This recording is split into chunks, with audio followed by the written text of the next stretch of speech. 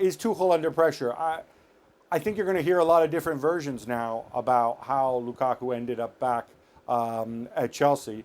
And if I'm Todd Bowley, I'm going to have an inquest. I'm going to ask everybody there, starting with Tuchel, and say, hey, did you really want this guy? Were you the driver behind signing him? If so, what was your plan for him? Why did it not work out? How much of this is down to, Lukaku deciding, oh, I made a mistake, let me go back to Milan?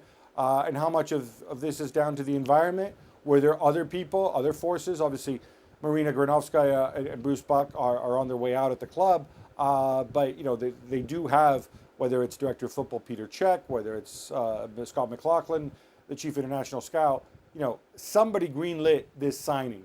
The buck has to stop with somebody, and there's no question that Chelsea are going to take a huge hit on him. I mean, they're taking a huge hit just with, this is a player who's got about 22 million euros in amortization per season. So they're going to take a big hit on him, regardless, even with that 8 plus 2 million loan fee this season. But if you're Todd Bowley, you want to figure out exactly what happened and try to apportion accountability here.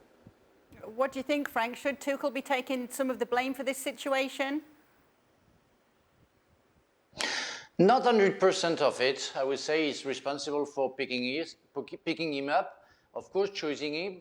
But I think Lukaku also didn't really want to come. I think Inter wanted to get rid of him because of the 113 million euros, if I say correctly. And I think everybody is a little bit guilty about that. But that's the football that we see now, where 100 million euros seems to be nothing in the world of football.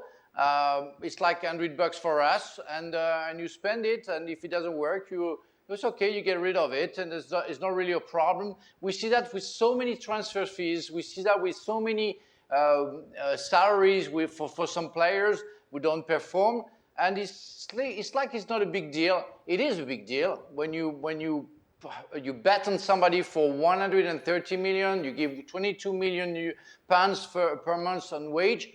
You should expect some results. And yes, Tuchel is responsible because he picked him, but I guess the more responsible of all is Lukaku, because he didn't perform the way everybody was expecting him to do.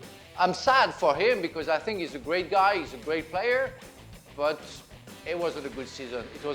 It was a disaster. And I don't know if him going back to Inter for a season is going to resolve the problem within a year.